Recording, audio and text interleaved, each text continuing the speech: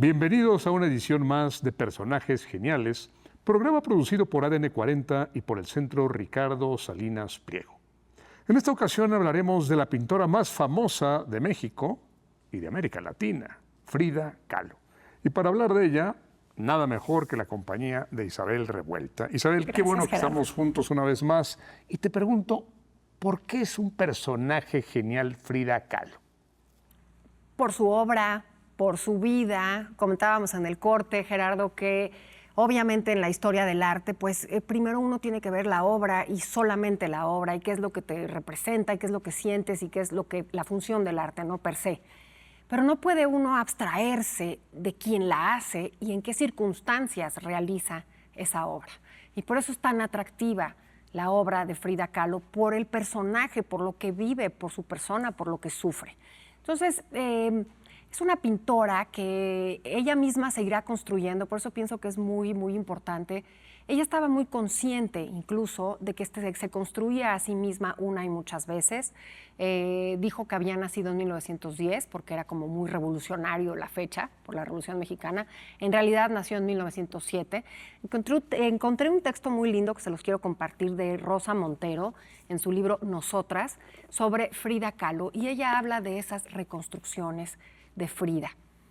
Todos conocemos esta vida accidentada, literalmente, de Frida Kahlo, una niña, hija de un fotógrafo húngaro que llega a México, Guillermo Kahlo, y de una mujer mexicana, Cristina Calderón. A los 6 años sufre de poliomielitis, que le deja una pierna, la pierna derecha, con muchos dolores y además muy flaquita y con una ligera cojera. Pero eso no es lo que me la destruirá. Lo que la destruye físicamente y que le marca la vida para siempre fue el accidente que tuvo a los 18 años. Iba en un autobús y un tranvía choca con ese autobús y queda prácticamente rota. Y ella dice... 1925. Y ella dice que a partir de ahí empieza a pintar, pero también miente, vuelve a mentir. Sí, ya pintaba desde antes, mucho tiempo ya se había hecho autorretratos. Ahora, la vida de Frida Kahlo es horrible. Es una mujer inteligente, apasionada, fantástica, pero su vida es horrorosa, un problema tras otro, tuvo una operación y otra operación y otra operación. No, decenas de operaciones. Siempre estuvo enferma, dice Rosa Montero, vivía en la cama, su cama fue su vida. Sí. Y la única forma y el único modo en que justificaba su existencia, dicho por ella misma, era pintando. Pero sus pinturas son feas. A mí, te lo confieso, no me gusta nada.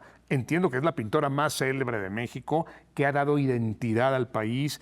Es más, nunca se había vendido un cuadro tan caro de una pintora. Diego y yo se evaluó en 35 millones de dólares. 35 millones de dólares. Y claro. Pero a mí no me gusta. No, y se vale, es muy válido. Realmente hay gente que no le gusta nada Botero, o hay gente que no le gusta absolutamente el Greco, hay gente que no le gusta Picasso, que les parece realmente una cosa espantosa. Y sin embargo, esa es la fantasía del arte, eso es lo maravilloso del arte. Porque además a ella sí le salva la vida. Rosa también habla de que tardará 29 años en morir después de ese accidente, que la tuvo 2 años en cama, le rompe en tres partes la columna, la pelvis, por supuesto se le perfora todo lo perforable. Bueno, la vida personal también es interesantísima de esta niña. Esta niña asiste a la a la preparatoria, a esa mítica preparatoria donde estaba pintando ahora en el Colegio de San Ildefonso, donde estaba haciendo un mural Diego Rivera.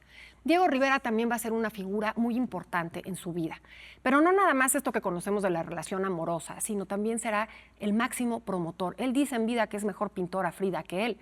Es cuestión de gustos. Hay gente que el muralismo verdaderamente lo alucina. No hay todo un movimiento que rompe con esa nopalera, incluyendo a José Luis Cuevas, que dice, a mí no me pongas una imagen más de indígenas, ni de flores, ni de exaltamientos narrativos postrevolucionarios en el muralismo, porque no lo tolero. Y hay gente que habla maravillas de ese muralismo y de esos hombres fantásticos como Siqueiros o como Orozco o como el mismo Diego. Pero la pintura de Frida será apoyada por Diego y será apoyada por otras mujeres contemporáneas. La primera exposición de Frida en solitario se la organiza Lola Álvarez Bravo. Un año antes de su muerte. Un año antes de su muerte. Cuentan que la llevan que la llevan y llevan también la cama. Sí. Porque los médicos dijeron, usted no puede estar en esta operación, en esta exhibición.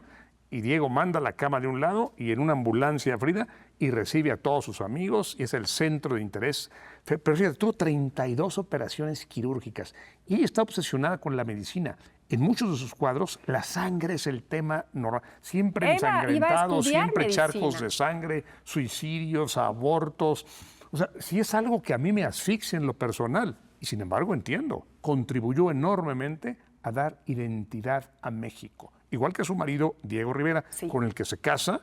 Luego Diego la engaña con su propia hermana Cristina. Entre otras se muchas divorcian, mujeres. Pintan los dos. No, pero no es lo mismo que te engañen No, con la yo sé. secretaria que te engañen con tu hermana. Por eso se divorcian y luego vuelven a casarse. Claro. Y ahí es donde ella le dice, bueno, yo creo que tú y yo más bien somos compañeros de vida. Se vuelve una especie de hijo, de padre. Es una relación muy interesante. Hay un texto de Dina Komisarenko donde habla de esta pareja de creadores y es fenomenal, es fantástico, porque obviamente no lo podemos ver desde nuestros ojos. Pero del mercado del arte y la Frida manía, hay una parte tremenda de sobreexplotar la figura de Frida y su sufrimiento. Conoce a Bretón y a los surrealistas, después dice que es un movimiento muy burgués, que todo lo que le duele no tiene nada de soñado porque realmente lo vive de una manera tan real, y lo dices muy bien, ella ya había pintado desde antes. A mí me gustan mucho sus colores, me gustan muchísimo sus temas.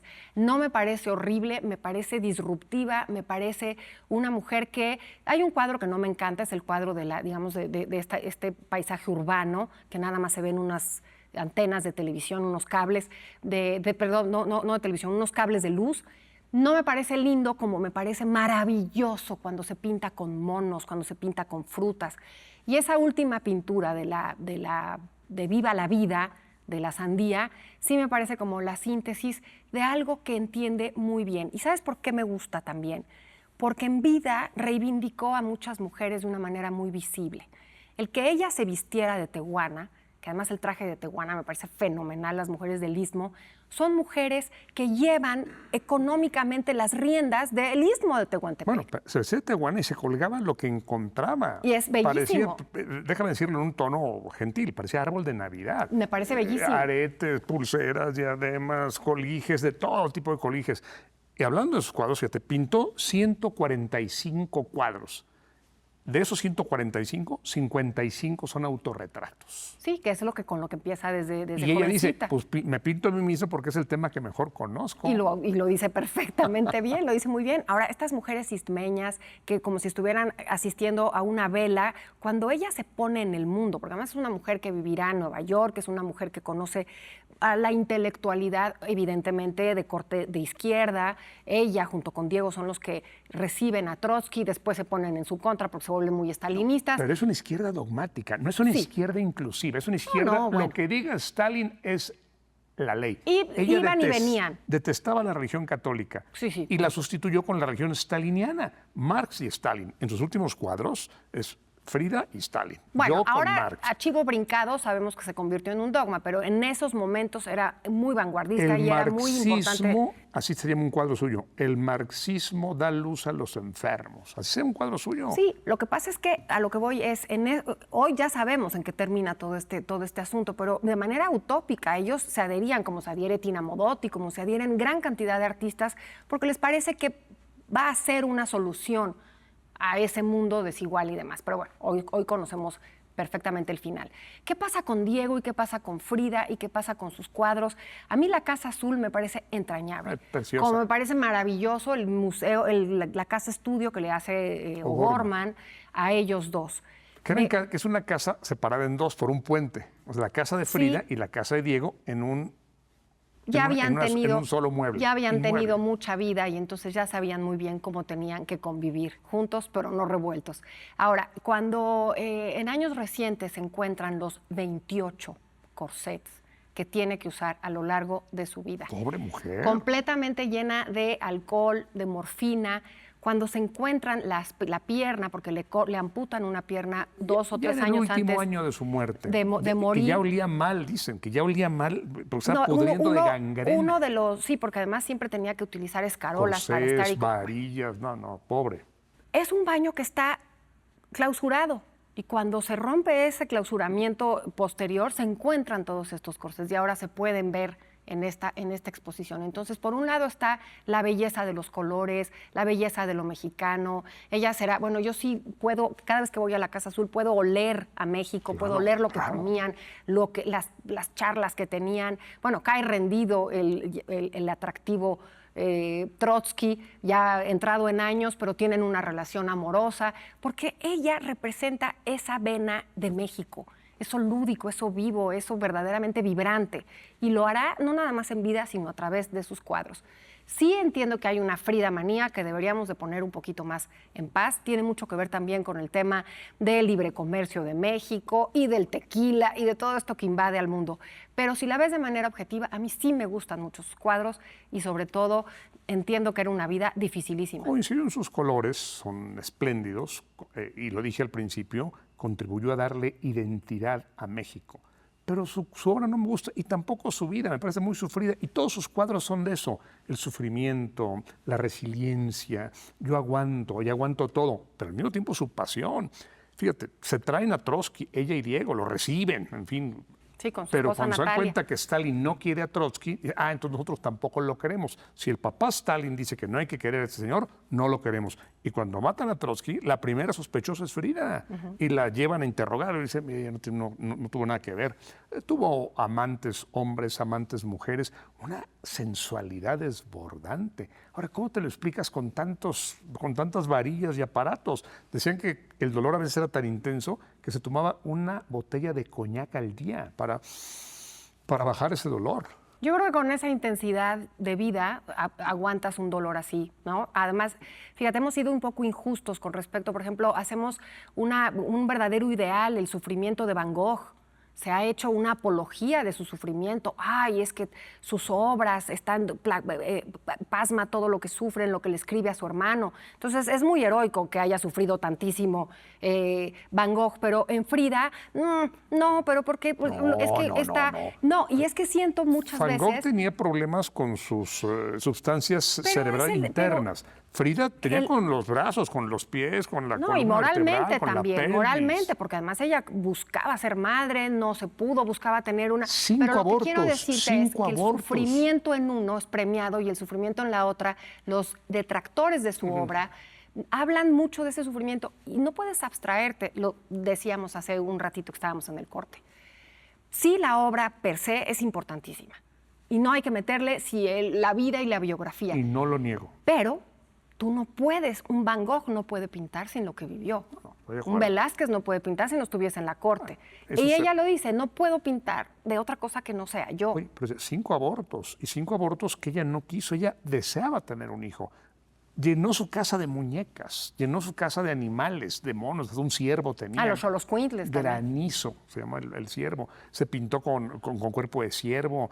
Dicen que guardaba incluso en su cuarto un feto, no sé si de ella o lo sacó de otro lado. Le encanta el tema médico. En su cuadro, mi nana y yo pinta los alvéolos mamarios. En las dos Fridas pinta un corazón conectado y velas cortadas, bisturíes. O sea, le encanta lo médico. Sí, quiso estudiar medicina, esa era su intención. Hay que ver si hubiese logrado la hazaña en ese México que no estaba preparado. Una de las imágenes más lindas que se puede recordar de esa pareja, lo dice Dina Komisarenko, pues sí, es el encuentro. El encuentro con ese hombre incluso deforme, porque él se decía su sapo. Ranasapo. Soy tu ranasapo. No era nada atractivo y sin embargo fueron unos espíritus creativos tan importantes, se juntan de una manera tan vital. Ese es lo que yo veo en ellos. Cuando se encuentran en esta Escuela Nacional Preparatoria, será, digamos, la antesala después de ese matrimonio y de esa pareja maravillosa. A mí Frida me gusta muchísimo. Siento que yo, por ejemplo, no escribiría de ella porque se han escrito cosas fantásticas, maravillosas.